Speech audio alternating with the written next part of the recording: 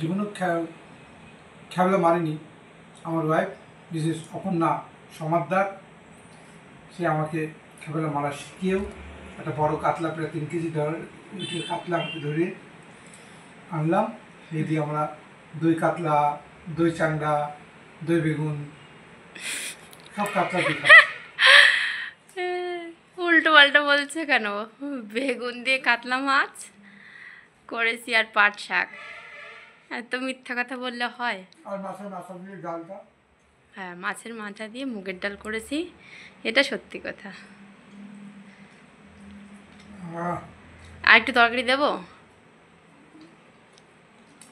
আমার বিকেলে খাবো তো আমি। না, শুকনো শুকনো খাচ্ছ তুমি। একবারে প্রেশার নেওয়া যাবে না, ভালো জিনিস আস্তে আস্তে খাবো।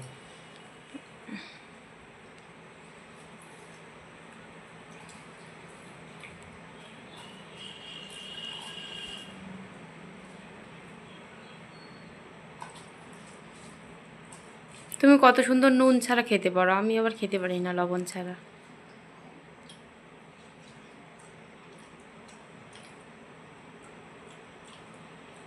এটা ছোট থেকেই আমি লবণ খাই না বললেই চলে। কেমন হয়েছে রান্না? এক কথায় কাতলা মাছ তো ছিল না, আমি কাতলা মাছ সুন্দর হয়েছে মাছটা, তরকারিটা এখনো খাইনি।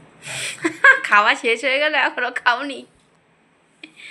মিথ্যা কথা বলছো কেন? বলে সেই স্বাদ, সেই স্বাদ। আসছে বছর আবার হবে। হ্যাঁ, আবার যখন যাব বাবার বাড়ি তখন আবার। তুমি তো পারো না জাল খাওয়াতে। চেষ্টা তো করি, সাপোর্ট করে কজন।